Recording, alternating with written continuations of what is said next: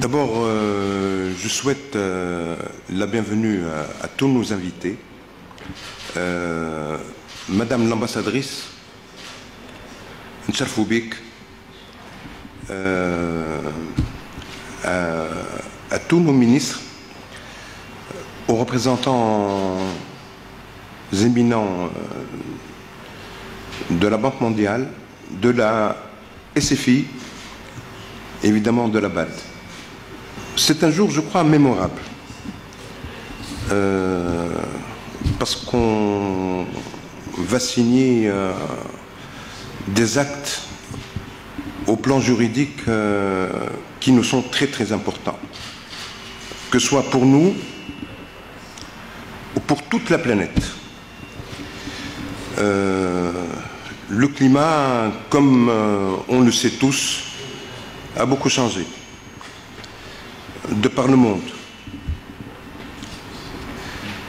Donc il est nécessaire, je crois, et on le sait tous, d'évoluer dans nos habitudes. C'est un impératif. On parle de biodiversité, d'énergie verte, d'énergie propre. Et c'est ce qui nous réunit en fait aujourd'hui.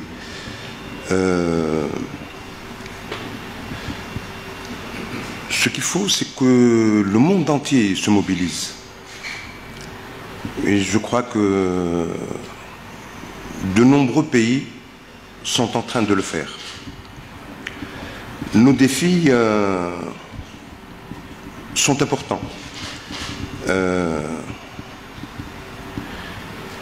Il nous faut, dans ce domaine notamment, que la communauté des nations soit plus juste, soit plus équitable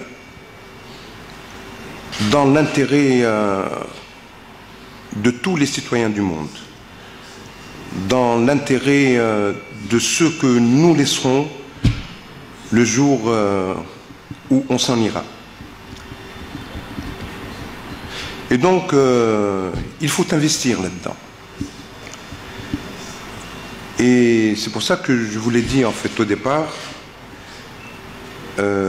c'est vraiment un grand plaisir pour moi de prendre part à la cérémonie qui a lieu en ce jour pour la signature d'accords directs sur un projet d'AMEA, nos amis émiratis, avec le concours ô combien en fait important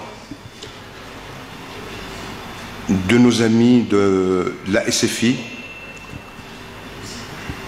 de la Banque mondiale et de la BAD. Vous savez, peut-être plus que moi, je crois qu'il y a beaucoup d'experts ici, que l'on vit dans un environnement en fait énergétique, que ce soit au niveau national ou international, qui connaît des changements très profonds et qu'il est maintenant vraiment nécessaire de limiter notre dépendance en fait à l'égard de tout ce qui est en fait énergie fossile. Nous avons de grandes menaces liées au changement climatique. On le voit en fait à travers le monde. Des inondations un peu partout. La chaleur qui devient suffocante l'été venu. Il nous faut donc réduire les émissions de CO2, ça c'est incontestable. La Tunisie n'est pas la seule à prendre en considération ces impératifs. Le plan que que nous avons mis en œuvre et que nous voulons atteindre, il va jusqu'à l'horizon 2030, avec un objectif là d'intégration de 35% d'énergie renouvelable. Nous confirmons notre engagement à miser sur les énergies propres. Et je souhaite également que les organisations à vocation financière qu'elles continuent à s'impliquer pour l'intérêt des pays et de la planète. Et l'Afrique, là, nous tient à cœur. Et c'est une des premières victimes de ce changement climatique. La solution ne peut émaner en aucun cas d'un continent, d'un pays ou d'une union d'États. Dès qu'il y a un problème, le problème interpelle tout le monde. La force des uns, c'est la force de tous. La faiblesse des uns, c'est la faiblesse de tous. C'est pour ça qu'on doit travailler tous ensemble. On doit se concerter. On doit coopérer.